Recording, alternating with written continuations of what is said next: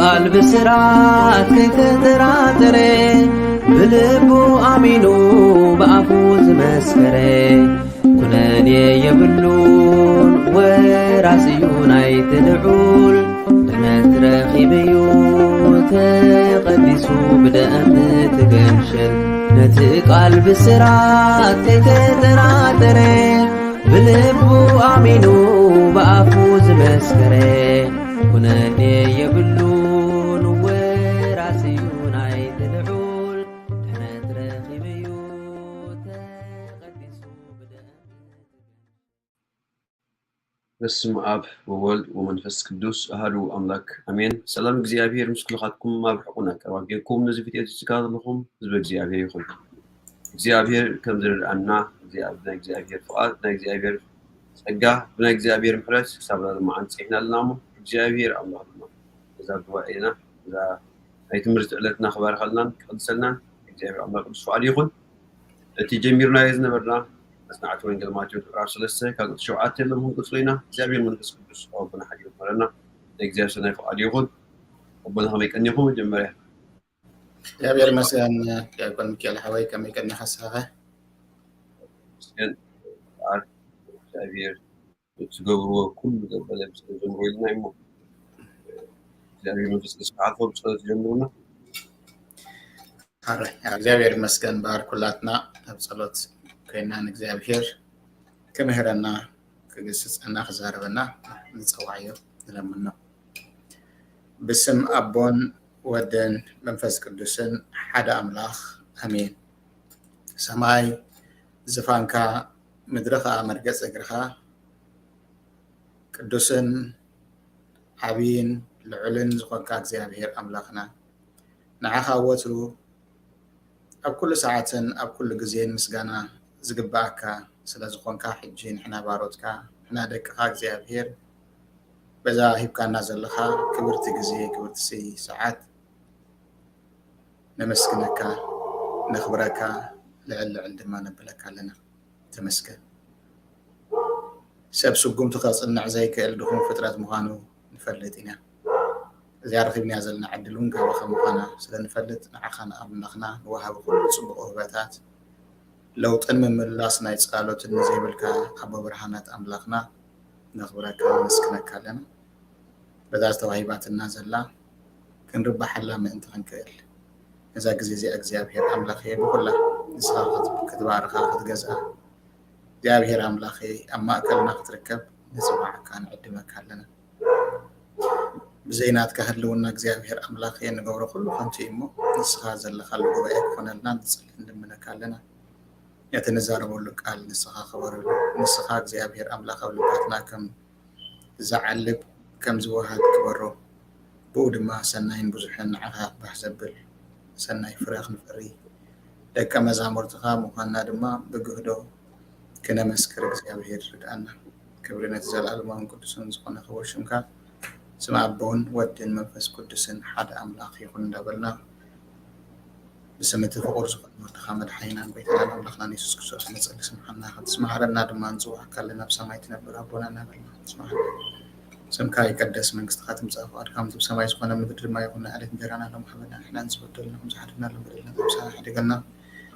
كفار إحنا نمبرنا فتنا يتوانا من مستن حيلن كبرن زلال منات كاي مامين ودس دينجر ما يمنا يقول سبيل مصنع تسلام كل واسب كل مسكان عند እግዚአብሔር በታሰረው ሰላምታና ይባል ሰላም ሰላም ተፈልጋለሁ ረማጽ አንኮም ብርኩም ተዘጋ እግዚአብሔር ሰኺም ወደ ሰልካታትና ሀገርና ፍቅሩ ተመድሐና ወይታና አምላክና ኢየሱስ ክርስቶስ ምሕረት ለምንልና አሜን ጸጋን ሰላምን መስኩላትና ይሁን ብሩክ ዝኾነ ጊዜ ድማ ይግበረልና ናባህል ያቆና الله تقدرنا يسمعنا المهارات مش ما وعيلو 3 ساعة እግዚአብሔር እንስምር እግዚአብሔር ንሐጉስን ህይወት ክንነብር እግዚአብሔር አምላክ ተስፋ ይሁን እንባር ናብቲ ምስ ጊዜና እንትክነብር ናብቲ ዝጀመርናዮ እንቀጽለ ቁጥር 6 አጀምራ ቢለ ናብ 7 ክንበልኩም ሓጢያቶም እናተኣመኑ ከዓ ኣብ ርባ ዮርዳኖስ ብኡ ይጥመቁ ነበሩ ካብ ፈሪሳውያን ሰዱቃውያን ብዙሓት ናብ ጥምቀቱ ክመፁ ምስ ረኣየ ግን ኣበሎም ኣቱም ውሉድ ኣትማን ካብቲ ዝመጽእ ቁጥዓ ከም እቶም ንቑኸ መን ሓበረኩም እምበኣርከስ ንስሓ ዝበቅዕ ፍረ ግበሩ ኣብዚ ዓይና ደው ኢልና ነርና ቀዳማይ እዚኣ ግስስ ሰብልኒ ኣንቶም ሮማይንስ ክንገብሮቶም ዘይነበሩ ካብ ክንቅፅማቱ እዚኣ ናይ ሰንበረ هو ጽቡቕ እግዚአብሔር መስገን መታኣስ ዳርጋ ተዛሪብና ላይና ተሓሳብ ብምልእታ ግን መንቲ መተኣሳሰሪ ክኸውን ምስቲ ዝሓለፈ እዋን ቁርተይ መልሲ ኢለ ክዛረበላ ፈተነ እግዚአብሔር አምላክ መስገን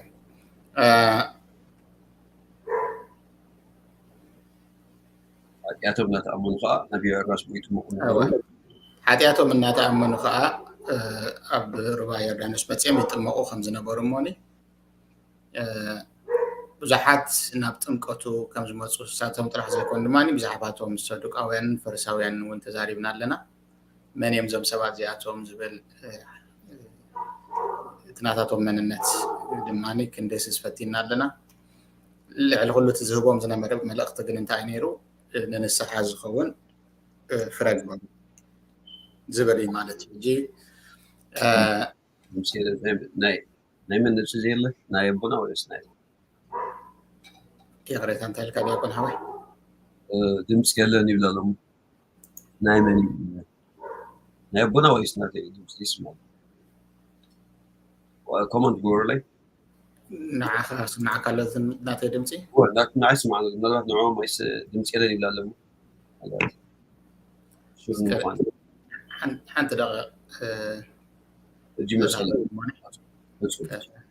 مسألة هراي ስለዚህ ኣብዚ እንታይ ኢና ንርኢ ዘለና ዮሃንስ ከም ፀራጊ መንገዲ ንምምፃእ ጎይታናን መድሓኒና ኢየሱስ ክርስቶስ ልቢ ናይቶም ሰባት ናይቶም ወንጌል ክስበኸሎም ዘለዎ ሰባት ምእንቲ ከዳሉ ኣብ ሩባ ዮርዳኖስ ከጥምቕ ከም ዝጀመረ መብዛሕት ድማ ነቲ ተዳለው መንግስቲ ኣምላኽ ቀሪባላ ንምቕባል እቲ መድሓኒ ዓለም ዝኾነ ክርስቶስ ተዳለው ነበለ ዝሰብኮ ዝነበረ ፃውዒት ተቐቢሎም ኣሚኖም ብዙሓት ናብ ጥምቀቱ ከም ዝመፁ ፍላይት ናይ ዮሃንስ መጥምቕ ኣመፃፅኣት ግዜኡ ክሳብ ክንደይ ኣዝዩ ኣገዳሲ ዝኾነ ግዜ ከም ዝነበረ ነቶም ሰባት ድማኒ ናይ ኣምላኽ ከም ብሓድሽ ንእስራኤል ይበፅሖም ኣሎ ዘብል ከም ዝነበረ ኢና ርኢና ነርና ምክንያቱ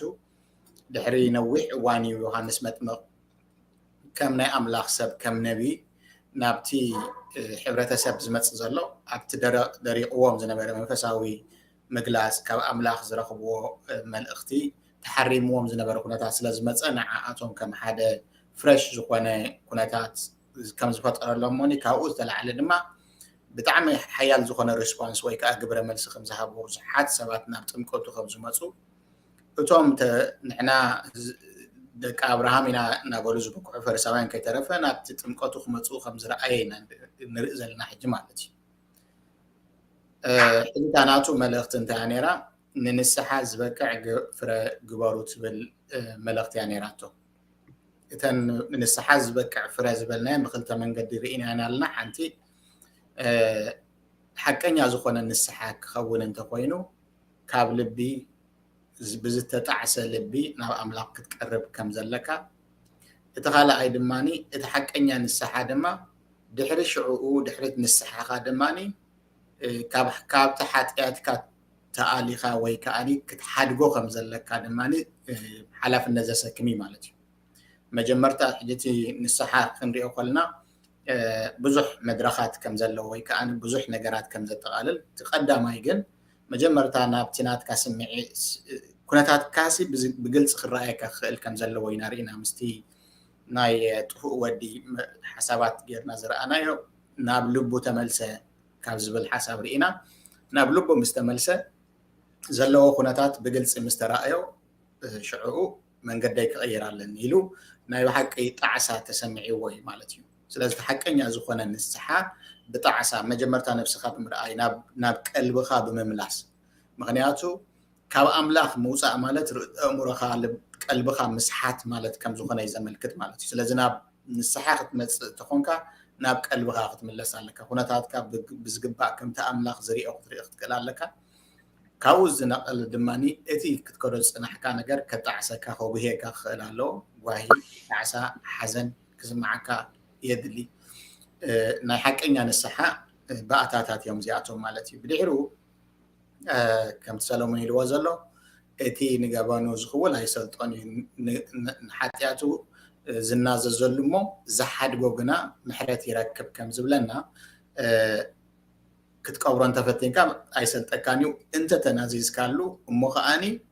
انت حديكا يغن محرت كاب املاك تركب سلازي تا خالئيت كفالينا حج دما نريا زلنا بزو مالتي اذا سبازياتهم حتياتهم انات امنو مالت انات تناززو كطمق جميرهم دحرو دماني نسحا زبقعي فرغبرو سلازي ناي نسحا فرد دحر حجق تفريد لي كم زتنسحكم زمسكر فريد ليكم الله خان حجن دحاري دماني خلأي كفال كقلص لهم كلنا ندي سلازي زتنسح حساب كم تقد محج الزنبرو زنبرك كنبر ايكونان تصبي زغبرلو لنسحو زبقع فرا ويكاني زتنسح حساب مخوانو زمسكر سناين نأملاق دماء زحقرس فراك فري يدليو نتم فرساويان نتم تقوتي حتى ان امنازر راح زي كونه نتم فرساويان وين كي ترف ازم الاختزي يملكتهم كم زنبر دمان لنا ماتيو نعاتهم جن اتوم ولدات مان زبرلو مخنيات زوند ايرانيرنا ابراهام ابول لنا مبال اي واتساب كومينيزو از عينتو كانا كزاربون كله دمان دي كابتما امان زخونو احزاب كيترفه اغزيابير نعو زخون حزبي كمص سلازخل ابتي نحنا دق ابراهامينا زبل بعتي ويكاني محبي تحبيكم نفسكم ما يتقششوا نفسكم اي تتاللوا نبله كمعدم كله دمان ري مالتي سلاز نزوم كتا قداسي زخونت نطبي ننسحا زبقع فرن مقبار مالت انتاي مالت يلنا مستناي زكيوس مثالي غيرنا دما قليتنا نيرنا مع زكيوس اتني حقنيا ناي نسحا ننسحا زبقع فرز قبل سب كم زنبره فرق طريتاي دخاتات زعمصكو دما 4 عصفي كهبيلو فرا دحرن السحو ويكا دحرتنا بكريستوس ممصو وي كريستوس ناب لبو مئتاو زرآيو فرا دماني رئينا نيرنا مالتي اتوم امان تباهيلهم زلو ناملاخ كتنسألو يخيلي تباهيل زلو زياتمون تي ناي حساب وغنات كم زخونون زيتاب قليسنا نيرنا مالتي اتين كابزي اينا دويلنا زلنا حجي انتاينا نرئي فرزي فري دحري تنسحي زبل اواج فرزي فرز بلج انفر جن انت خبري زبلنا زلو قرصي حجي زياتا كابزي منالبات لو ما عنصم يرنا ان تزاربنا لخن كيد زلزلكم اتني حق غندي انا يدلو يوحنس حسات حمشه ويتانان مدحنا اسكسوس انا تني حق غندي نسخاتكم كأبب بخفلو انت ياخوم يلنا له چنفر يقو چنفر ኣብቲ ጉንዲ እንተዘይ ጸኒዑ ካብ ርእሱ ክፈርእ ኣይክእልን እዩ ዕላማ ናይቲ ጨንፈር ግን እንታይ እዩ ምእንቲ ክፈሪ ከምቲ ኣብቲ ዮሃንስ ወንጌል እውን ዝብለና ብዙሕ ፍረ እንተፈረኹም ኣቦይ በዚ ይኸብር ደቀ መዛሙርተይ ድማ ክትኮኑ ኢኹም ይብለና ማለት እዩ ኣቦይ በዚ ይኸብር ንስኻትኩም ድማ ደቀ መዛሙርተይ ክትኮኑ ኢኹም ኣብቲ ትሕቲ ኢሉ ድማ ኣብቲ ምዕራፍ 15 ቁፅሪ 16 ከባቢ እንታይ ይብለና ክትከዱ ፍረ ክትፈርዩ ፍሬኹም ድማ ነባሪ ክኸውን ነቦ ብስመይ ዝለመንኩምዎ ምእንቲ ክበኩም ነዚ መደብኩኹም ኢሉ ጎይታ ተዛሪብሎ ስለዚ ናይ እግዚኣብሔር ኣምላኽ ዕላማ መደብ ንሰብ እንታይ እንተይልና ፍረ ክፈሪ እንታይ ዓይነት ፍረ ክፈሪ እቲ ንኣምላኽ ዘምስሎ ሰናይ ፍረ ናይ መንፈስ ቅዱስ ፍረ ኢሉ ሐዋርያ ቅዱስ ጳውሎስ ኣብ ገላትያ 5:22 ኣቢሉ ዘሎ ጥቕስታት ገሊፅዎ ዘሎ ማለት ፍቅሪ ሓጎስ ዕርቂ ለውሃት ሕያውነት ህዳት ያኽለን ምባል ዝበሃል ብጣዕሚ ብዙሕ ዝኾነ ተወራሲ ዝኾነ ናይ እግዚኣብሔር ባህርያት ነዚ ክንፈሪ እቲ መለኮታዊ ዝኾነ ናይ ኣምላኽ ባህሪ ተወራሲ ኣብቲ ባህርያት ናይ እግዚኣብሔር ኣብ ክልተ ከም ንመቕለይና ደጋጊምና ንርኢ ዘይተወራሲ ባህሪ ኣምላኽ ዝበሃል በቲ ሓደ ድማኒ ተወራሲ ባህሪ ኣምላኽ ዝበሃል ድማ ኣሎ ማለት እዩ ዘይተወራሲ ማለት ንኣምላኽ ካብ ኩሉ ፍጥረቱ ፈልዩ ዲፋይን ዝገብሮ ወይ ከዓ ዝገልጾ ባህርያት ከም መለኮታዊ ኣምላኽ ምዃን ህይወት ብርእሱ ዘላቶ ኣምላኽ ኩሉ ከኣልነት ኩሉ ፈላጥነት ኣብ ኩሉ ተረካብነት እዚ ኩሉ ከምኡ ዝኣመሰለ ዘለኣለማውነት ባህርያት ኣብ እግዚኣብሔር ተዘይኮይና ኣብ ካልእ ፍጥረት ሼር ክግበር ዘይክእል ባህርያት ኣሎ ንኣምላኽ ኣምላኽ ዘብሎ ማለት እዩ ኣምላኽ ግን ሕያዋይን ንፍጥረቱ ድማኒ ተኻፋልቲ ናቱ ባህሪ ክኸውን ዝፈቅድ ስለ ዝኾነ ከም ሰባት ብመልክዑ ብመስሉ ምስ ፈጠረና ተኻፈልቲ እቲ ኣምላኻዊ ዝኾነ ናቱ ባህርያት እውን ኮይና ኢና ማለት እዩ እዚ ሕጂ ተወራሲ ንብሎ ባህርያት ከም በዓል ፍቅሪ ሕያውነት ለውሃት ዝኣመሰለ ተኻፈልቲ ናይ ዝቅድስና ተኻፈልቲ ናይ ዝበሃር ዝምእንቲ ክንከውን ድማ እግዚኣብሔር ኣምላኽ ዝደልየና ማለት ስለዚ ዕቤት ናቲ ፍረ ዝበሃል ዘሎ እንተኮይኑ ነዚ እዩ ዘጠቃልል ማለት እዩ ስለዚ ሰብ ኣብቲ ጉንዲ ወይ ኣብቲ ጉንዲ ሓቀኛ ዝኾነ ጉንዲ ምስ ጠበቐ ምስ ክርስቶስ እንታይ ዝኸውን ባህሪ ክርስቶስ ይዝካፈል ማለት እዩ ካብቲ ናይ ክርስቶስ ባህሪ እቲ ማራ ከምዚ ማይ ናብቲ ጨንፈር እናኸደ በቲ ጉንዲ ዝመፀ ነቲ ጨንፈር ህይወት ዝህቦ እሱ ከዓ ከምኡ ፍረ ዝፈሪ እቲ ንክርስቶስ ዘምስለና ንክርስቶስ ድማኒ ዘጭንወና ዘሸትተና ዓይነት ባህርያት እናተላበስና ክንከይድ ሓደ ዝተነስሐ ሰብ እንታይ እዩ ናይ ሰይጣን ባህሪ ናይ ዓለም ባህሪ ገዲፈ ናይ ክርስቶስ ባህሪ ክላበስ እየ ዝደሊ ዘለኹ ኢሉ ዝመፅእ ናብ ክርስቶስ ምስ ጠበቐ ድማ እቲ ናይ ክርስቶስ ባህሪ ናብኡ እናወሓዘ ህይወት ክርስቶስ ኣብኡ ትነብር ትጅምር ማለት እዩ እግዚአብሔር ይመስገን ስለዚ ንንስሓ ዝበቅዕ ፍረ ግበሩ ማለት እንታይ ማለት እዩ ናይቲ ናይ ቦታ ለውጥ ጌርኩምሉ ዘለኹም ህይወት ንዕኡ ዘመስክር ይኹን ኣብ ክርስቶስ እንተጠቢቅኩም ናይ ክርስቶስ ባህርያት አንጸባርቁ ዝብል ከም ዝኾነ ብክርዳእና ብዝኽእል ቋንቋ ክንገልጾ ንኽእል ኢና ማለት እዩ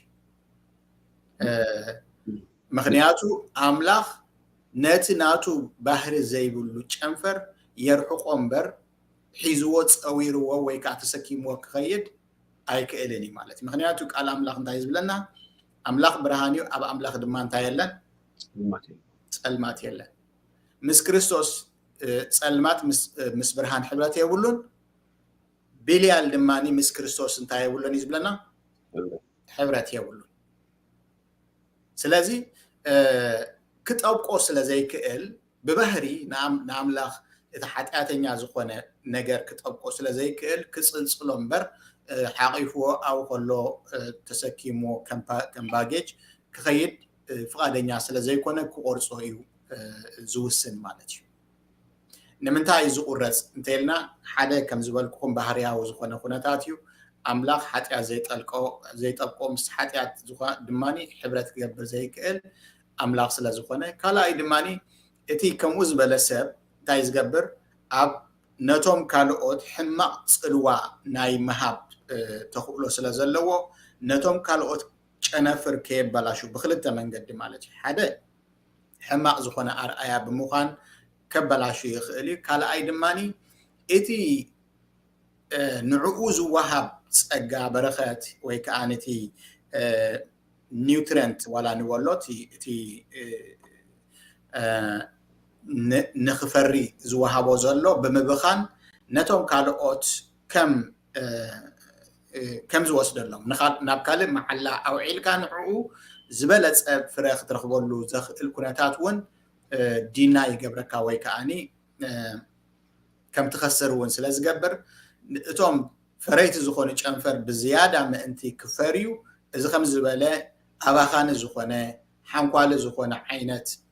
መበላሸው ዝኾነ ጨንፈር እንታይ ክኸውን እዩ ዘለዎ ክቁረፅ ክእለይ ዘለዎ ሽዑኡ እቲኣቶም ኣስተርሕዮም እንታይ ክገብሩ ይጅምሩ ክፈሪ ይጅምሩ ነዚ ምሳሌ ዝኾነና ጎይታ ባዕሉ ዝመሃሮ ሓደ ምስል ኣሎ ሓንቲ ኦም ኣብቲ ግራት ምስ ተተኽለት ኩሉ ነገር ይግበረላ ትድኳዕ ማይ ትሰቲ ካልእ ግን ፍረ ኣይረኸበላን ሎም ዓመት ይመፅእ ኣይረኸበላን ፅባሕ ትመፅእ ፅባሕ ዝመፅእ ዘሎ ዓመት ኣይረኸበላን ሽዑ እንታይ ዝገብር እቲ ዋናታ ግራት ነቲ ዝኹስኩዛ ነቲ በዓል ጀርጂን ወይ ነቲ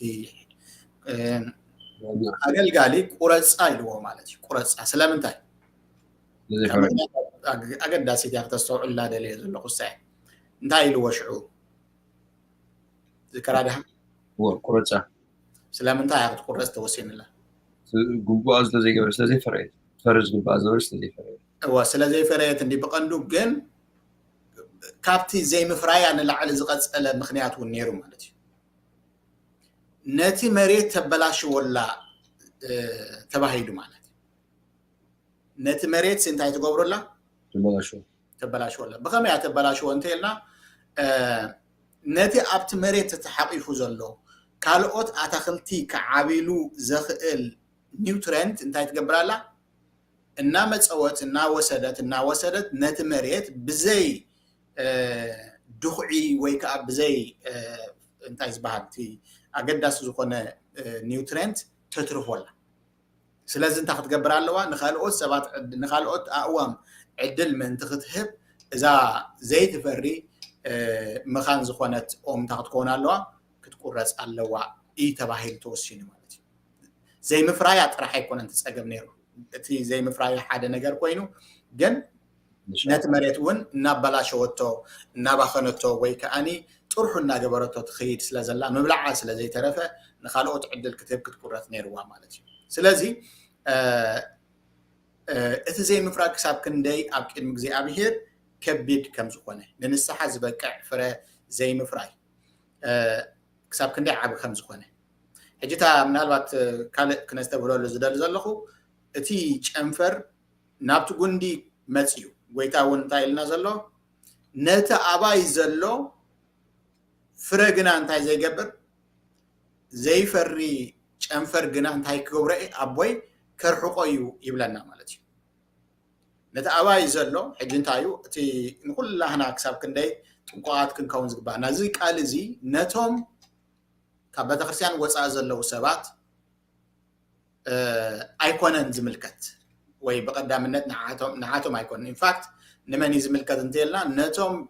ንሕና ኣብ ናይ ንስሓ ቦታ መፂና ወይ ከዓ ተነሲሕና ኢና ንብል ዘለና ሰባት ሰዓብቲ ክርስቶስ ኢና ንብል ዘለና ኣብ ክርስቶስ ኢና ዘለና ንብል ነዚኣቶም ልዕሊ ኩሉ ዝምልከት ማለት እዩ ምክንያቱ ጎይታ እንታይ እዩ ዘሎ ነቲ ኣባይ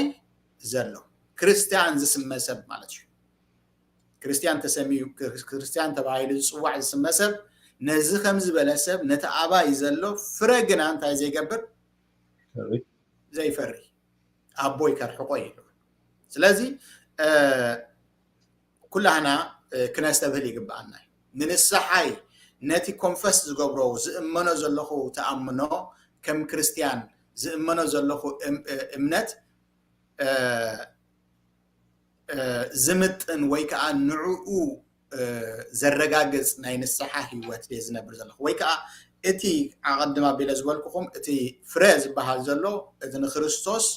ዝመስል ህይወት ማለት እንድዩ እቲ ንክርስቶስ ዝጨኑ ህይወት ማለት እንድዩ ንክርስቶስ ዝሽትት ህይወት ማለት እንድዩ إذا بحر زي أبا يالله ديو لبيس يالله مس كريستوس زتأبقى مس كريستوس حدا بحري يلوله مس كريستوس زتأبقى مس كريستوس انتاي كويني حدا أكل كويني سلازي حدا منفس يلوله سلازي إذا نجار زي رأينا نحن كريستوس قال له قلنا بلنا قلنا على ما وزقنا كاو حالي سيطانا وزقنا بحريات زي قلت صندوقينو ننستحاز بقى عفرة زي جبرنا سبات كوينا خنركبينا زي كم زبالة أنفر دما نحوارو أبتقندي تطبيقو زنورلو عدل يبولو أمود أتا دما تزخف إيشو دما نابحاوي كم زاتي مالتي أبتقصر عصر تخلتن تايلو زي تفو حاوي نابز خمس زبالة حاوي كدربي نايفرد حاو زلا على مو حاو خمس قوانا قويتا أمستفى علي قليل صلو እግዚአብሔር نحوي نفرد خمس تقاملو ካብ ቃል እግዚአብሔር ወን ደጋጊምና ንሪኦ ሓቂ ኣሎ ማለት እዩ እግዚአብሔር አምላኽ ካብ ከምኡ ዝበለ ነገር ይሰውራና ስለዚ እቲ ውሕስነት ዝኾነና ነገር እንታዩ ካብ ዝኩሉ ጥፍኣት ከም ዝመለቕና ርግፀኛ ክንኮነሉ ንኽእል ንክርስቶስ ዝመስል ህይወት ንነብር ከም ዘለና ምስትብሃኒ ማለት እዩ ቃል እግዚአብሔር እንታይ ይልናል ሲ አምላኽ ነቶም ናቱ እንታይ ይገብሮም ይፈልጦም አምላኽ ነቶም ናቱ እንታይ ይገብሮም ይፈልጦም እቲ መንፈስ ክርስቶስ ዘይብሉ ድማ ንሱ ናቱ ኣይኮነን ይብል ማለት እዩ እቲ መንፈስ ክርስቶስ ዘይብሉ ካብ መንፈስ ክርስቶስ ኣብኡ ምህላው ዝተልዓለ ድማ መንፈስ ናይ መንፈስ ፍረ ዘይፈር ዘበለ ኩሉ ንሱ ናቱ ኣይኮነን أمود داتا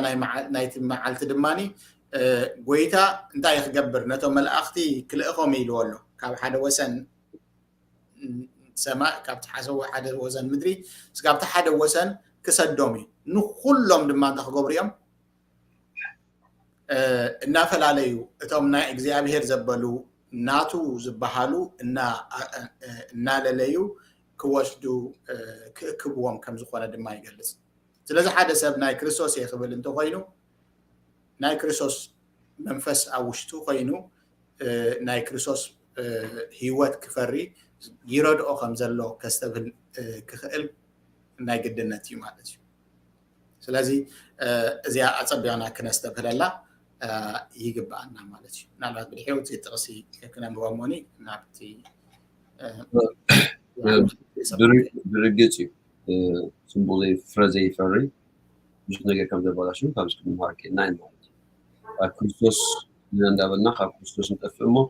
نحنا مدفع رايزي كونه التي ندفع نجرون نوزح لك بانو نحن مارس إحنا أبتاني عصر كلمنا في عصر تغلط بقالنا أبتاني عصر تغلط اللواء دي تلكنا أتينا أبتاني عصر حدث لكن أنا نصاب ما يأتمعكم على التي حريز مسجنا كباي حيلي أنا أصلا تصورك أي بقعد نسو منفس قدوس بحاول تطمعكم إيو إذن زي أمو يوحنس زلو نبرت حتم أوزور أيو ماني تي نعود أسار أسنو تأثير زي بك ماني نسو متواصلنا نفت عصر تحدد الأقل دي تتأتي حرة جابر مسكن الحاجة قد أسي زوقنا حساباتي أبزبون تتغيش زلو بزوح كنا مهارو لنخالي يوحنس حجي انتاينا كن أولنا ندا سمرنا له هنكيد 3 o'clock يوحنس نقويتانا مدحانا يسوع كريستوس من قد خصر قول لي تلعيد ويك أن እግዚአብሔር አምላኽ ጸውዒዎ ዘቆላና ብሩሂ እንታይ ማለት እዩ መንገዲ ክጸርግ ማለት ድማኒ ነቶም ነትናይ ምድሓን ወንጌል ሰሚዖም ህይወት ዘለዓለም ከኣቱ ዘለዎም ሰባት ክርስቶስ ስብከት ወንጌል ምስ ጀመረ ተዳልዮም ጸኒሖም ምእንቲ ተኽገብርዎ ማለት እዩ ተቀበልዎ እዩ እዚኣታ ናይ ዮሃንስ መጥምቕ ዕላማ ማለት እዩ ተዳሊኹም ምክንያቱ መንግስቲ ኣምላኽ እንታይ ኮይና ኣላ ተዳልያ ቀሪባ ኣላ ትመጽእ ኣላ ስለዚ እንታይ ግበሩ ተነስሑ ተዳለው ኣብቲ ናይ ዮሃንስ ናይ ብዛዕባ ልደት ዮሃንስ ملاخ جبريل نبؤون زكرياس كنغرو خلو خبسرو خلو انتايل ولو لبي ابوتات ناولد نزي ازوزات دما ناب طباب صادقان كملسيو ناي سبات لبي نمقبال غويتانان مدحانا يسوع كريستوس تداليو خصنح كدالومي يزبل مالتي كدالومي نت لبنا ايتم سباتسي كريستوس سبكت كجمر كلس تداليو مصنيحم منت كقبلوو ايو منقد تصرق زلو جمهور زبله تحت تي كم غوبوز خونا نجر تحت قبل تي كم شلوقو كم سنچرون تحت زعته ولا عليلو كله تمدامده وي كاني ميدا زخونه نجر كون منتي كريستوس بتلبي كحلف منتي نتوم سبات يدالهم كم زنبرين عند مات حجي ابزنتاي زغبر زله يوحنس انا يكونكن اتي حقኛ زخونه سباخي ገና بحجي ዝመጽ ዘሎ አነ ንዓኻትኩም ከዳልወኩም ጥራሕ ዝመጽ ዘለኹ ማለቱ ከምቲ አቅድማ ቢለ ዝጠቀስኩልኩም ትናቱ አመጻጻ ድሕሪ ነዊሕ ናይ ጸልማት እዋን መንባሩ ሰብ በቃ እቲ አምላኽ ዘተስፈወና መሲሕ እዚዩ ዝቦሊኦም ዝመስሉ ከም ዘለዎ እዮም ከምዚ ተጻሪጎም ወጽኦም ንዑ ንኽበሉ ናብ ንስዑ ዝመጹ ብጣዕሚ ዓብ ዝኾነ ሪስፖንስ እዮም ረኺቦም ማለት እዩ ኣብቲ ህዝቢ ድማ ዓብ ዝኾነ ተቐባልነት ከም ዝረኸበ ኢና ንርኢ ግን ዮሐንስ ንሱ ነቲ ሓቀኛ ዝኾነ መድሓነ ዓለም ክርስቶስ መሸፈነ ከይከውን ኣዝዩ ጥንቁቕ ዝኾነ ኣካይዳ ድማ ይኸይድ ከም ዝነበረ ኢና ንርኢ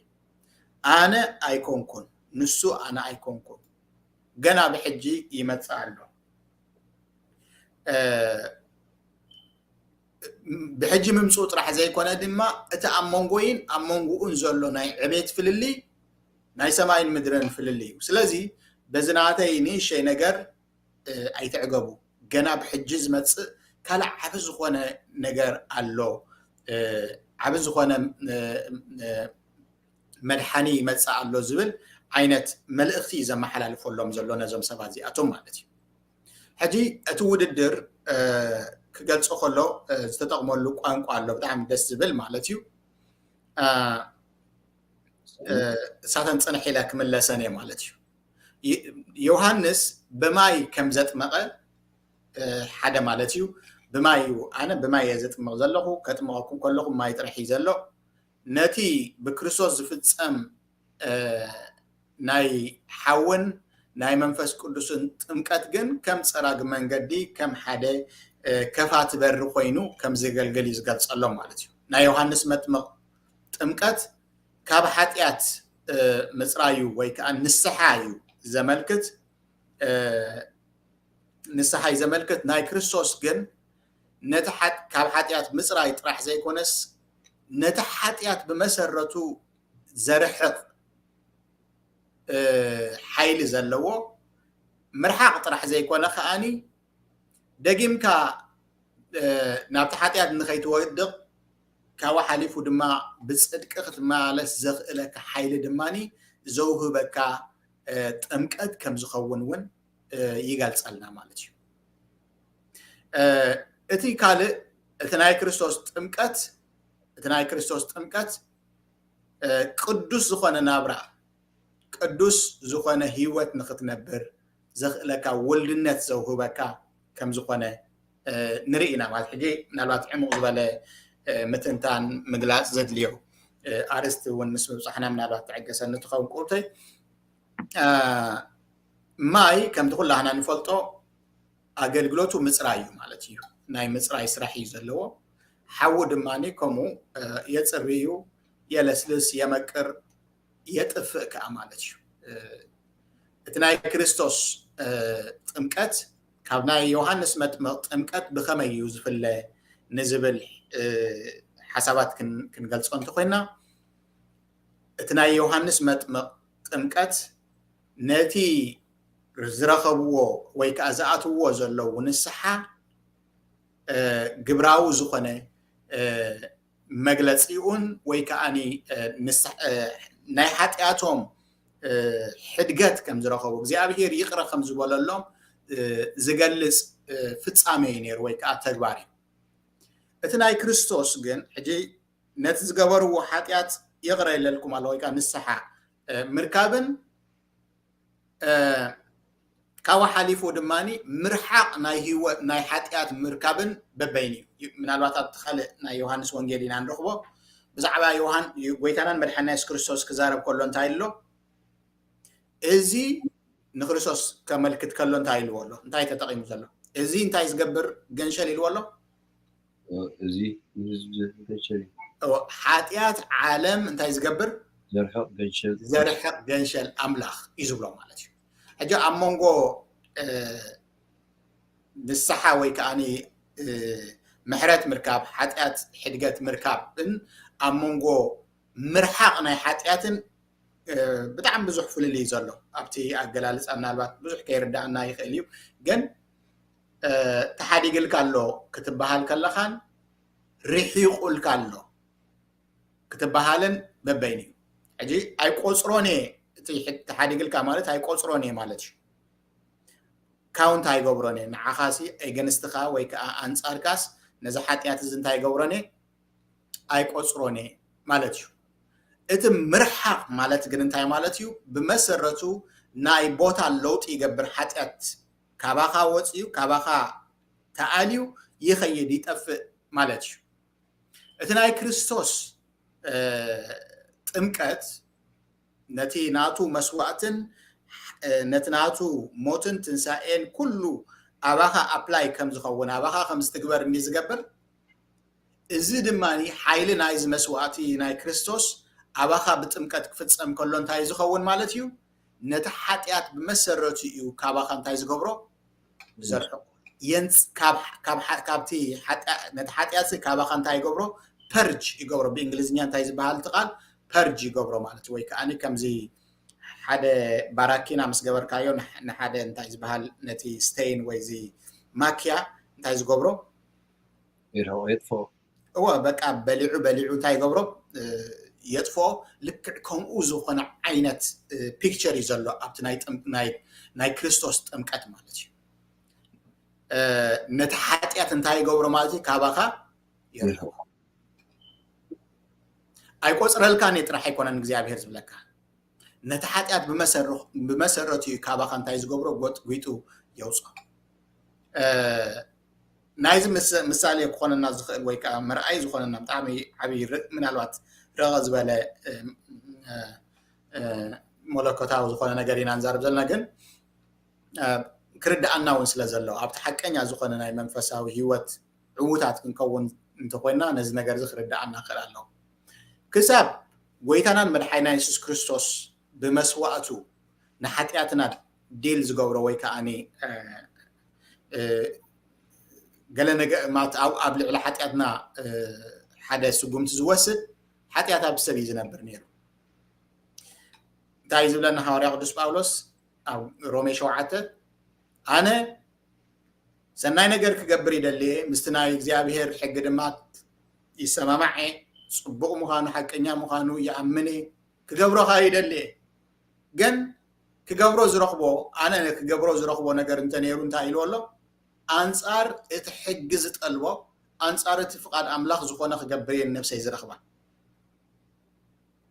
ኣነ ከም ዘይደለኽዎ ግን ከመይ ገይሩ ይኸውን ኢሉ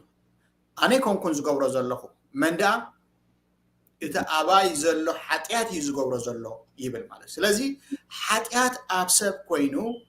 ኣንጻር ፍቓዱ ንክኸይድ ባርያ ናይ ኃጢአት ኮይኑ ተገዚኡ ንኃጢአት ክኸይድ ክሳብ ክንዲዚ ኃጢአት ኣብ ሰብ ምልክ ነይርዎ እዩ ስጋብ ብመስዋዕቱ ጎይታናን መድሓኒና ኢየሱስ ክርስቶስ ኣምላኽ ናጽነትና መሊሱ ንኃጢአት እንብኽንብለሉ ንኽእል ዓቕሚ ስጋብ ዝበና ማለት እዩ ኃጢአት ኣብ ሰባት ከም ዝነበረ ዳሕራይ ግን ብሞት ናይ ጎይታናን መድሓኒናን ኢየሱስ ክርስቶስ ብጥምቀት ነቲ ኃጢአት ካባና ኣርሒቁ ጎይታ ሓደስቲ ዝኾና ሰባት እዩ ዝገብረና ሓድሽ ዝኾነ ሰብ ካብ ላዕሊ ዝተወለድና ሓደስቲ ፍጥረት ይገብረና ማለት እዩ ሕጂ ሪኢኹም እቲ ናይ ዮሐንስ መጥምቕ ጥምቀት نسب انتاي زغبرو املاخ I'm not counting your sins زخون عينت حاتيات كاي قصروني زخون عينت نجر غيرو جن بزعبات سور نايت حاتيات وشو زلو جن مفتحي ايمصن እቲ ጎይታናን መድኃኒትና ኢየሱስ ክርስቶስ ብዝገበሮ መስዋዕቲ አባና ብግብራው ዝኾነ መንገዲ ዝፍጸም ናይ ጥምቀት ናይ ክርስቶስ ጥምቀት ግን ነቲ ኃጢአት ምስሩ ካብ ህይወትና ነቂሉ ንዓና እንታይ ዝገብረና ሚስጥሪው ሓደስቲ ፍጥረት ዝገብረና ሚስጥር ክሳብ ክንኡ ኣዝዩ ዓብይ ስለዚ ንሱ ብሓውን ብመንፈስን እንታይ ክገብረኩም እዩ كطمقكم يستوحل له نزيم قال انا يلو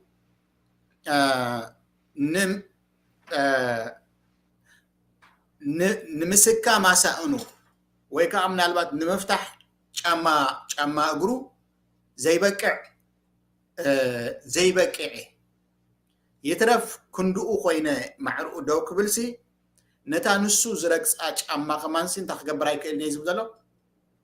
كصراخ سكما وي كاك فتحه نلاچ اخ فتحه زي كيليلو بزعباتي امونغو ناي كريستوس منناتن اغلوتن امونغو تناتو اغلوتن زلو فلي كيغلص كولندري يوزح غزي بتغرستيانا يوحنس ازيو عبز خونه بوتا كم زلوا نفلطينا برغت مانه عبز خونه بوتا له ويتا ونز غلصو مالتي انتاي لو ويتا ابانستي لما خازوله كابانست خابز تولدو كاب يوحنس عبي ايتنساني مسابط صلابيلو غنتاي لو بيتا ابتا منغست غن منغست املاح غنا اتزنئس كابو انتاي يغبر يعبي اجستو علو حجي تفللي ما انت بنتصور كرأينا اتامنغو بكريستوس زمص ناي كريستوس اغلوتن بكريستوس زمص هيواتن مستي يوحنس مس كل عبيتو كم صراغ منغد خوينو زمصو زنبر اغلوتن زلو فللي ناي سماين مدرني زبلنا زلو دما ابزي زلو ويدا انتايل لو بزعبا نبيات بوليكيدان بزحات نبيات نزسخاتكم تريو زلهم كريو تايغورو دليون مرمرون غناخه اي رايون اي سمعون ابتناي وانجيل ليطون كنمدب كلنا قداسي انتاينا نبل بزحات نبيات بزحات صادقان نزي سخاتكم تريو زلهم كريو دليو غناخه اي رخبونا عندكم اي رايون كسم ناتكم غنا زريا عندكم سمعون اذانكم إنمو بصحي زياتهم كم نابلو كابرحوق النار أيون ناتسالهم حليفهم نايزهم كلهم نايبولي كيدان نبيات مزازة مقوين دماني أمونغو حدش كيدانن أمونغو بولي كيدانن جويلو نخلتي انزر راقبة سب بمقوانو اتزعبه سبي يمصى له طرح قبل زي كونسي ان هله يلو دماني يداو كملكت راح زي كونه دما اداو امبيرو نعالم نسيو يلو كلاليا زبق عسب بمنبارو ازيو عبسب እግዚአብሔር እዚ ዝበለ ክብሪ ዝሃቦ ንخمس ዝበለ ክብሪ ዝሃብ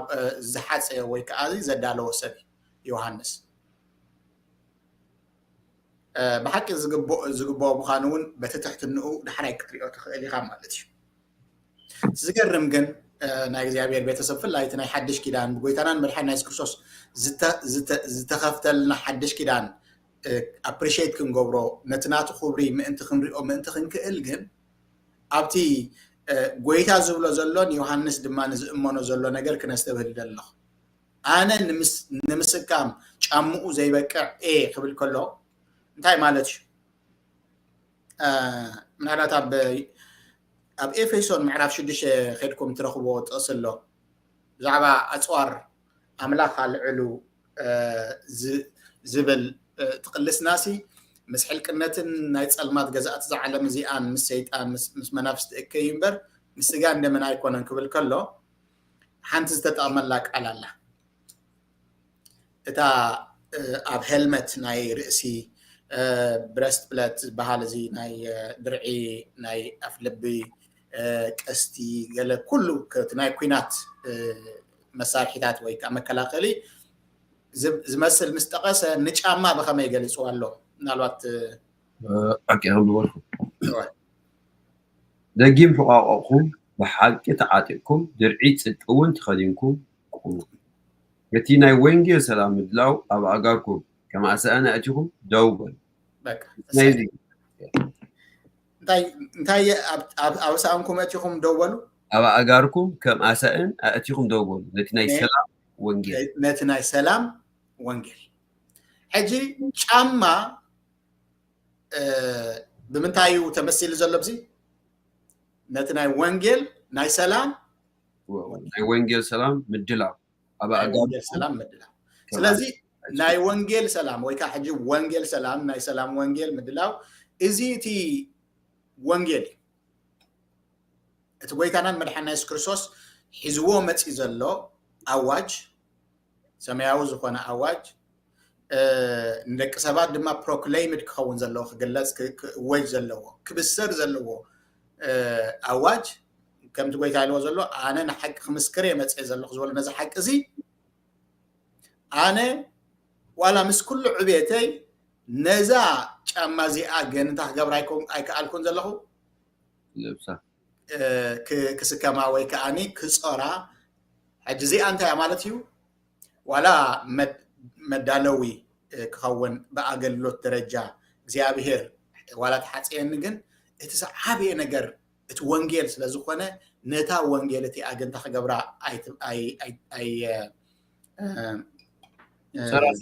ኣይተዓደልኩን ዝብል ዘሎ ነታ ወንጌል ሰባኺ ክኾና ግን ኣይተዓደልኩን እዩ ዘሎ ምክንያቱ እቲ ዝገብሮ ዘለኹ መዳለዊ እቲ ሓቀኛ ዝኾነ ነገር እቲ ኮርስ ከምዚ ምሻሎ ኣብ ኣብዚ ምግቢ ክተዳሉ ከለካ ወይ ምግቢ ክቅርቡ ከሎ ብሪሞ ሰከንዶ እንዳበሉ ዝኸድዎ ሜን ኮርስ ኦሪንቴሽን ዝብሉ ስራሕ እቲ ሜን ኮርስ ገና ብሕጂ ዝመፅእ ዘሎ እዩ ዝብል ዘሎ ማለት እዩ እቲ ናይ ሓቂ ዝኾነ መኣድሲ ገና ብሕጂ እዩ ዝመፅእ ዘሎ ዘመልክት እዩ ማለት እዩ ምናልባት ነታ ድሕረወይቲ ጎይታ ዝበል ኣብ ካልእ ወንጌል እያ ዘላ ኣብዚ ኣይኮና ንረኽባ ግን እንታይ ኢለኩም ኣሎ ካብ ኣንስቲ ካብ ዝተወልዱ ከም ዮሃንስ ዝዓቢ የለን ዝበሎ ጎይታ እንታይ ማለት እያ እንተልና ኣብታ መንግስቲ ግና ይብል ኣብታ መንግስቲ ግና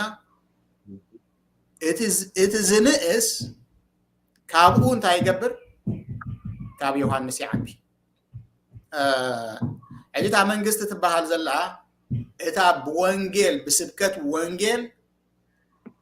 እቲ ምስረት ኣብ ማእከል ደቂ ሰባት ኣባላታ ትገብር መንግስቲ ማለት እዩ መንግስቲ ኣምላኽ ቀሪባላ እንዲና ተባሂልና ወንጌል ተሰቢኹ ድማ ሰባት ብንስሓ በታፍ ደገ ጥምቀት ናብኣ ምስ ኣተው እንታይ ክኸውን እዩ መንግስቲ ኣምላኽ ኣብ ማእከል ደቂ ሰባት ትግለጽ ክርስቲያን ማለት እዩ ክርስቲያናት ዮሃንስ ከም ናይ መጨረሻ ናይ ብሉይ ኪዳን ሰብ ዝዓበየ ክብሪ ኣለዎ እቲ ዝረኸቦ ክብሪ ግን እቲ ብናይ ብሉይ ኪዳን ክብሪ ዝመፅእ ክብሪ ግን ምስቲ ኣብ ሓድሽ ኪዳን ዝግለጽ ክብሪ ከተነፃፅሮ ከለኻ እቲ ዝነኣሰ ኣብ ሓድሽ ኪዳን ዘሎ ካብቲ ኣብ ብሉይ ኪዳን ዝነበረ እቲ ዝዓበየ እንታይ ይገብር يعبي كابت زعابي أبو لي كيدان زلو اتزنقاس أب حدش كيدان زلو يعبي زول مغنياتو انتاي مالتي زي بتعم زقرم نقري أب كلاي كورنتوس هاورياو دس باولس قليس والا اتا أبو لي كيدان استقلت كيدان اتا كبرتي ناي بولي كيدان كبر زلو كيدان سيلو تابسينا استقلت كبري مثالي صلالوت نايتيا حجيتي هو صلالوت ناتانديا حجي اسا بتاع خبرتيا كبرتيا تا خيدانتيا كبرتيا معناتو اب غزي از تغلصت عباي كيدانا بمنصر اتا بغويتانان مدحنا يسوع كريستوس زمصت كبر خترأي كلا يبل يدكم عم بويكم تسمعون زلكم ምዕራፍ 3 ማለት እዩ ካልኣይ ቆሮንቶስ ብመንጽር እቲ ሓድሽ ኪዳን ዘለዋ ክብሪ ክትረአ ከለኻ ይብል እታ ክብርቲ ትበሃል ናይ ብሉይ ኪዳን ወይ ከዓ ናይ ብሉይ ኪዳን ብመንጽር ነዛ ናይ ሓድሽ ኪዳን ክትረአይ ከላሲ እቲ ኣስ ክብረት ከም ዘይብላ ኣትቁጸር ኢልዋሎ ክብሪ ከም ዘይብላ ኣትቁጸር ኮምፓራቲቭ ዝኾነ ነገር ክትሪኦ ከለኻ ብምንጽጻርሲ ሰማይ ምስ ምድሪ ዳርጋ ምውድዳር እዩ ዝኸውን እዩ ዝብል ዘሎ ማለት እዩ እግዚአብሔር ይመስገን ስለዚ እቲ ኣብ ሓድሽ ኪዳን ተዳልየልና ዘሎ ብጎይታናን መድሓኒና ኢየሱስ ክርስቶስ ረኺብና ዘለና ክብሪ ብዘይ መጠን ዓብዩ ነዚ ድማ እዩ ብዙሓት ክሪእዎ ደለዩ ተመነዩ ጸለዩ ሃረርበሉ ግን ኣይረኸብዎን يعنتهم كنا زريعة إذانكم كأسمعين بصان يوم استبعنا أيوش نتناتو خبر النار أنا يوم تنخيد مو نقول بك هي ودم ما أنت خنبر كحق زنا حسب تربلكم دليشي كندي دا قد تأجل قلوت منفس بخبري بلت زي تخوني هذا أجل قلوت كلنا يخاب تخبر كندي قد أتا أقول صدقي بخبري زي تعزز قصله أتا حساريت بخبري خاب مثلا أتا نباريت قد كندي أزيا بخبري تبلص مو بزوجن إزز أتا خبرت أقوى بمخنيات إتي زعزا خبري كبرتي أيكونتن بأرسي كم زبط زي حاجة قدما بالكازم بكات أصل جام ماموني كنا نساعد تاخنا استفلا هذا يزلو اوكي اتا حلافيت بخبري خاب مصد اتا نباري قد خندي ازياب خبري تبلص مو بزوجن ازس اتا خبرت اكوا بمغنيات اتي زعزا كبرتي ايكون بز ነገር ዝኳይሉ እታ خبرتي بمغنيات اتكاب ازعزز كبري ናይ حداس كيدان ማለት እዩ ንሳስ كبرتي ايكونت እታ خبرتي ايكونت ትበሃል ዘላ የነይት ማለት እዩ ኣብ ምንጻር ክመጽእ ከላ ታቡሊ ኪዳን عايز ብዘላ ታቡሊ ኪዳን ክብርቲ ዋላ እንዳሃለወት ከላስ ብምኽንያት ታዝዓዘዘት ክብሪ ዘለዋ ሓዳስ ኪዳን ክትረአ ከላ ግን ንሳ ክብረት ከም ዘይብላ ዳርጋ አይዋ ዓም ዘገርም ካባንስቲ ካብ ዝተወልዱ ክንድኡ ክብሪ ዘለዎ የለን ኣብ መንግስቲ ኣምላኽ እታ ብወንጌል እቲ ምስራት ሓዳሽ ዝኾነት መንግስቲ ኣምላኽ ኣብ ደቂ ሰባት መጺኻ ክትርኢ ከለኻ ግን እቲ ዝነኣሰ ካብቲ ዝዓበየ ኣብ ብሉይ ኪዳን ክብሪ ዘለዎ ዮሃንስ ከይተረፈ ከቢሩ ክርአ ዘኽእል ጸጋ ከም ዘለዎ ይዝገልጸልና ማለት እዩ ብጣዕሚ ደስ ዝብል ኣብዛ ናይ 11 ናይ ዮሃንስ ማቴዎስ ወንጌል ማቴዎስ 11 ዝላ ካብ ኣንስቲ ብሓቂ ብለኩም ኣለኹ ካብ ኣንስቲ ካብ ተወልዱ ካብ ዮሃንስ መጥኑ زعب حال أكويل بنقول كله at the same time أبتحت أنت بزعباتهم كبرنا كدسان كزارو كله شعوس كان أتمنى جست أبوهم كم صحي كبورية طبعا توي توم زفوري أبتاعون دويني زفوري كم زي ما أجي بتحسن أم زفوري نغرسوس أقديهم زقدم نغرسوس لعل عزبولو كبرنا تومسي ناتوم زي كونس كبر خرسوس أقدموز نقول ክርስቶስ ልዕል እንዳቦን ሰምስተት ነበር ማለት ስለዚህ ኣብነቱን ይርኤና ትሕትናውን ይርኤና ነይሩ ቅድስናውን ይርኤና ጽድቅውን ይርኤና ነይሩ ከመይ ጌርካ ናብ ክርስቶስ ንክርስቶስ ከም ተቀድም ማለት ዮሐንስ መጥምቅ እቲ ክብሩ ጥራይ ዘይኮነስ ትሕትናው ኣብ ርእሲ ክብሩ ትሕትናው እውን ይርኤና ስለነበረ እዚ ይኸብላሊ ሕራይ ናብ 13 ዘላ ክንከይድ ኣብ 13 ያን ባርከም ዘልተስ ማቴዎስ ወንጌል ሶሪ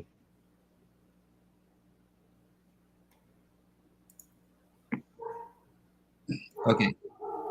ابدا عسى تغلط زياده دي تيزل حجي بوزح غزي بلنا مش دغ كنا ግን ኣብና 5 دقيقه ሩስ አቢና ነዲ عد بمثل ما عاوز صريلو مسئ እንታይ ኣብ ኢዱ ኣለዎ من يتوي زلوا سرناي أوقفوا يكب سرناي استبهال انتاي توقفوا استبهال انتاي نتي حسر جنا بزيت أفحوي كنددي حسر استبهال انتاي بزيت أفحوي كنددي بلخه نمني أبدي 4 حتتات الله مالتي عاوز صار المسألة استبهال انتايو زحاز السبكة منيو سرناي أوقفوا يكب بلخه تايز يكب تاساس ساسي تقال نتي حسر جنا حسر استبهال تسوي زلوا بزيت حفظي انتايو بزيت أفحو كنددي زيت أفحو كنددي انتايو أبي زبل دما يا يا صبو ديغان هاو እግዚአብሔር መስገን ዳን ጽራ ቢልና ነዚያን ክንገልጸን ክንፈትኒና ማልባት ብዙሕ ክድብል ንኽእልና ግን ዳን ኣብ ውሽጢ 5 ደዋላ ክንወደአን ክንፈትኒና ማለት እዩ ሕጂ እቲ መስአ ዝበሃል ዘሎ ምናልባት ኩላህና ንፈልጥ ኢና ኣብ ሃገርና ምናልባት ኣብ ገጠር ዝዓበየ ይኹን ምናልባት ኣብ ገጠር እውን ኣብ ግዜ ቀውዒ ተንቀሳቒሱ ዝፈልጥ ሰብ ይፈልጦ እዩ ነቲ እኽሊ እንታይ ኢኻ ትገብሮ ካብቲ ግራት ኣኪብካ ምስ ነቐፀ ናብ ቅሚጦ ድሕሪ ቅሚጦ ድማ ናብ ዓውዲ ኢኻ ትወስዶ ማለት እዩ ኣብ ዓውዲ ኣብ ዑር ኣብ ልዕሊኡ እንዳረገፁ ነቲ እኽሊ ካብቲ ሓሰር ክፈልይዎ ትገብር እሞኒ ተፈልዩሎ ተወዲኡ እዩ እቲ እኽሊ ወይ እቲ anyway ፍረ ካብቲ ሓሰር ተፈልይሎ ምስ በልካ በቲ ምርጋፅ ናይቶም ኣብ ዑር እንታይ ትገብር ነቲ ብመስአ ጌርካ ከምዚ መስአ ማለት ከምዚ ሰለስተ መብዛሕትኡ ግዜ ሰለስተ ጨንፈር ሰለስተ ፎርክ ዘለዎ ወይ ከዓኒ ክሳይ ዘለዎ እዩ ሰለስተ ነገር ከምዚ ولا خلطة سلسلة ክልተ ወይ መብዛሕትኡ ግዜ ዳርጋ ክልተ ይሓካ ክልተ ወይ ገለ ከምኡ ዘለዎ ኣስናን ዘለዎ ዕንጨይቲ ጌርካ እንታይ ትገብሮ ከምዚ ጌርካ ንላዕሊ ናብ ንንፋስ ትህቦ ማለት እዩ ንፋስ ኣገዳሲ እዩ እቲ እዋንቲ እቲ ንፋስ ድማ እንታይ ይገብር ነቲ ፎኩስ ዝኾነ ሓሰር ነቲ ቦቕቡቕ እንታይ ይገብሮ ካብቲ ዓውዲ ኣርሕቕ ኣቢሉ ይድርብዮ እቲ እኽሊ ግን ክብደት ስለ ዘለዎ ዳይረክትሊ ናብቲ ዓውዲ ይወርድ ማለት እዩ ብኸምኡ ትፈልዮ እቲ ሓሰር ካብቲ እኽሊ ይፍለ ማለት እዩ ኣብ መጨረሻ እቲ ፅሩይ ዝኾነ እኽሊ ጥራሕ ኣብቲ ዓውዲ ይተርፍ እቲ ሓሰር ድማኒ እንዳተገፍዐ ካብቲ عودة نرحق يخيل بغيرو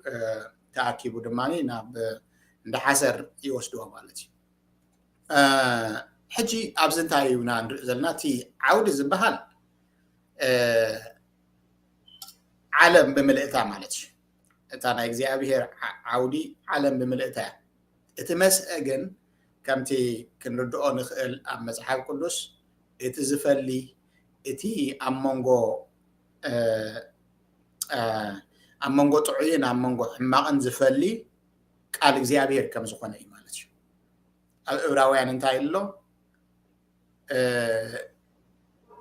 ቃል ኣምላኽ ከም ክልተ ዝኣፉ ሰይፊ ይበልሕ እዩ ኣመንጎ ሓሳባት ልቢ ኣመንጎ መንፈስን ነፍስን ክሳብ ዝፈላለ ማለት እዩ ሕጂ ፈላልዩ ጥዑይ ዘይጥዑይ ፈልዩ ክፈል ዝኽእል ቃል እግዚአብሔር እዩ ፈላላይ ዝኾነ ወይ ከዓኒ እዚ ጥዑይ ዝኻና ኣይኮነን ኢሉ ኣብ ማእከል ብትኽ ዘብል ንሱ ከም ዝኾነ ኢና ንርኢ ማለት ስለዚ እቲ መስአ ተባሂሉ ዘሎ እቲ ዝፈሊ እቲ ቃል እግዚአብሔር ኢልና ክንወስዶ ንኽእል ኢና ማለት እዩ ተሓሰር ከዓኒ ኩሉ ሳዕ ኣብ መፅሓፍ ቅዱስ እቲ ፎኩስ ዝኾነ ብንፋስ ኒው ነጀው ክብል ዝኽእል ከም ብቕቡቕ ብንፋስ ዝብተን እዚ ኣብ ብዙሕ ቦታ ብሓንሳብ ክትረኽብዎ ትኽእሉ ሓሳብ እዩ ብፍላይ ድማኒ መዝሙር ዳዊት ምዕራፍ 1 ቁፅሪ 4 እንታይ ይብለና እቶም ረሲኣን ከምቲ ንፋስ ዝወስዶ ብቕቡቕ እዮም እምበር ከምዚ ኣይኮነን ከመይ ከምቲ ስርናይ ወይ ከዓ ከምቲ ናብ ረዚኑ ኣብ ዓውዲ ዝተርፍ እቲ ዋና ግራት ድማ ኣኪቡ ናብ ናቱ ቆፎ ዝእትዎ እኽሊ ኣይኮነን ስለዚ ሓሰር ተባሂሉ ዘሎ እቲ ናይ ረሲኣን ህይወት እዩ ማለት እዩ እቲ ናይ ዓለም ህይወት እዩ ማለት እዩ ረሲእነት እዩ ስለዚ ክርስቶስ ቃሉ ሒዙ ወንጌል ሒዙ ምስ መፀ ማለት ሕጂ እቲ ኣብ እዳው ኣለዎ እቲ መስአ ክብል ከሎ እንታይ ማለት እዩ ነቲ ወንጌል እቲ ወንጌል ድማኒ ኣብ ማእከል ክልተ ሰባት እንታይ ክገብር እዩ نوانجيل زوزون زي الزوزون كفلالي كم يلو له مش أنا ناب عالم تخبر زمت أخو أيمسلكم سلام كم زمت أخو يمسلكم تدا سيف حزين أتزل لكم مفل لا يا زمت حدا نوانجيل بمأزازو بزخون كله حدا دم نوانجيل بزي مأزازو نابز خولي مفل لا يخولي سلازتي مسألة بهاي لزلو قال እግዚአብሔር ቃል ወንጌል ከም ዝኾነ ክንርዳእ ንኽእል ኢና ማለት እዩ ስርናይ ወይ ትእኽሊ ናይ ጻድቃን ህይወት ናይ ደቂ መንግስቲ ኣምላኽ ህይወት እዩ ከምኡ ከም ዝኾነ ኣብ ብዙሕ ክፍልታት ክንርኢ ንኽእል ኢና ባዕሉ ክርስቶስ እውን ጎይታና ብስርናይ ተመሲል ኣሎ ብስርናይ ከም ዝምሰል ኣብ ዮሃንስ 12:24 ትረኽቦ ኢኹም ማለት እዩ ስርናይ ኩሉ ግዜ ናይ ጽቡቕ ምሳሌ ኮይኑ ተገሊጹላ ኣብ ቃል እግዚአብሔር بدحر زخاني مسألتي إخلين حسرن نابت نفاس مسبتنو يتحسر بت نفاس انتاي زخول يوسد اتسرناي جن نفاس اي وسدوني قال እግዚአብሔር نفاس كم زوسدو نيونا جواي تبولو رزم بولو قوم ነገር ዘሎ እኽሊ ሆኖ ዓይነት ይሉ ዝምዕደና ድማ ነዚታት ማለት እዩ ኣብቲ ኣብ እግርቲ መስአ ወይ ኣብ እግርቲ ወንጌል ኣብ ተቃል ይዝወድቕ እቲ ስርናይ ዝእከበሉ ድማኒ እቲ ቆፎ ተባሂሉ ዘሎ እቲ ዝዕቀበሉ ናይ መንግስቲ ኣምላኽ ናይ መንግስቲ ሰማያት ምሳሌ ከም ዝኾነ እውን ንርኢና ማለት እዩ እቲ ሓሰር እቲ ከም በቕቡቕ ካብ ዓውዲ ርሒቑ ዝእከብ ብንፋስ ተደፊኡ ዝኸይድ ካብቲ ዓውዲ ድማኒ ዝወፅእ እቲ ናይ ርስእቶም ረሲኣን ከም ዝኾነ ክንጠቅስ ፀኒሕና ኣለና ግን ኣብ መወዳእታ ተኣኪቦም ተኣኪቡ ናብ ሓዊ ከም ዝኸይድ እዩ ማለት እዩ ምናልባት ኣብ ሃገርና ብዙሕ ግዜ ንእንስሳ ንምግቢ ኢልና ነብሎ ግን ኣብ ብዙሕ ቦታታት ንሓዊ ንመንደዲ እውን ዝጥቀሙሉ ሕብረተሰባት ከም ዘለው ንፈልጥ ኢና ማለት እዩ ብፍላይ ዋላ ኣብቲ ናይ ግዜ ፈርዖናውያን እስራኤላውያን እቲ ፒራሚዳት ክሰርሕሎም ከለው ዘሎ ታሪክ እንተርኢና ሓሰር ከም መጥበሲ ናይቲ ክስራሕ ዘለዎ ጡባት ሕጡብ ይጥቀምሉ ከም ዝነበሩ ንምልከት ኢና ማለት እዩ ስለዚ ካብዚ እንታይ ኢና ምናልባት ክንርኢ ንኽእል ቃል እግዚአብሔር ናብ ሓዲኡ ገጹ ክንፍለ ምርጫ ድማኒ ምርጫ ናይና ከም ዝኾነ ክንፈልጥ ኩሉ ሳዕ ምስ መፀና እዩ ማለት እዩ ቃል ወንጌል ንኽንእዘዞ ወይ ንኸይንእዘዞ ኩሉ ሳዕ በእዛና ከም ዝኾነ እዩ ኣነ ንስኻትኩምን ስርናይ ኮይንና ክንርከብ ንኽእል ግን መዓሲ ማለት እዩ ነቲ ቃል ወንጌል ምስ ንቕበሎን ምስ ንነብረሎን ከም ዝበልኩም ሓንቲ ወይ ኣብቲ ናይ ሊጦን ናይ ወንጌል እንታይ ኢና ንብል ሰማዕቲ ጥራሕ ዘይኮነ ገበርቲ ቃል ክንከውን ብቑዓት ክበረና 60 ሚእቲ ክንፈሪ ሰናይ ፍረ ክንፈሪ ርድኣና ናበልና እውን ንፅልየሉ ፀሎታት ኣለና ሞ እግዚአብሔር መስከን ብከምዚ ክንርድኦ ብጣዕሚ ኣገዳሲ እዩ ማለት እዩ ካብቶም ዝእከቡ ስርናያትን ኣቆፎ ዝእከቡ ወይ ዝዕቀቡ ስርናይ ክንከውን እግዚአብሔር ይርዳእና ኣሜን ኣዲው ስማዕና ኣቦና ኣብ ኣውን ቅፅላቢሎም ቅዱሳን ኣቦታት ብዛዕባ ማቴዎስ ወንጌል ኣብ 3:12 ዘለዋ ብኣይ ዮሃንስ ኣፈወርቂ ስጊሮም ዝበሉ ሓንቲ ንእሽተይ ኣካፍለኩም ብዛዕባ ወንጌል ናይ ምፅዋር ክብሪ ንሃዋርያት ምብዳል ንሳቶም ድማ ብስራት ሰላም ኣምላኽ ምፅዋር ዝግብኦም ፅቡቕ ኣዳርን ብጎይታ ናይ ምድሓን ፍርድን ዘመን የመልክት እቶም ብመንፈስ ቅዱስ ተጠመቑ ብሓዊ ፍርዲ ውድእ እዮም እቲ ስርናይ ማለት ሙሉእ ፍጹምን ፍረ ኣማኒ ኣብ ሰማያዊ ኣጉዶ ቅመጥ እዩ ይብል ብሓሰር ክብል ከሎ ድማ ባልነት ናይቲ ዘይፈሪ ማለት እዩ ሓንቲ ወይ ኔውን ፀጋም ዝብልዋ ሳያ ባዶ ዝኾነ ሓሰር ኣብ ናይ ቤተክርስትያና ክነገር ከሎ ባድነት ዘይብሉ ነገር ጠፋእ ዝኾነ ዝገ ማለት እዩ ስርናይ ዝተባሃለ ድማ ملؤن فصومن فر أمان ني أمان ملؤن فصوم زخون فر أمان اللي حدا حليو كم سرنا ويسميه ماتي ما سنة أبدو تقمت كم سؤال دما ملؤن فرن زلوا وسام تحكينه نخلص الصعب أفتي كندوي السفرين تقينما نبتع سماوي تعبني خوي إتي بحاول خد أف يوم تنزلوا دما نتول فرزي فوريو ساب زي أبير زمن من قد زي تراخو ساب دما بحاول مودعتا بيت نيزل على روس أي شيء بحاول مالتي لذي أنا لابونا زي أبير من فس كدوس لما عنتي مهيرنا له استمهرنا يدما كم عنتي تزاروا أنا تبطل جبرت قال هاي زي كناس تستوهال ناون أستجبرت القول استمهرنا يون قبل بنا حاليو لبنا نخصص كيف قول نخصص زلوا زمنا يحدث نخصص كقدم زي أبير لما نقرأنا خوارق أنتي نجزي أبير فرم أنت مفري لقون بحال تحتنا كمي هوانس كبر كل نجار نهلو تحتنا كمي هوانس لما خناري ولو تلقونا نفس أمنا خلنا نحنا نبكع أي نبكعنا زجرم كي خلكو كمزي جرنا يكون ناس أي نبكعنا ناس كمزي جرنا أكون نعون قبل الناس زي أخويا يكون كل نادرمو يجزي أبير فس كل جزء تتنازي أبانا خجبر سمهرنا يدي ما قبل بنا حدير وفرح الفرج جاي أمنا تبدحنا أبونا تسكت قولنا تسكت نجازمه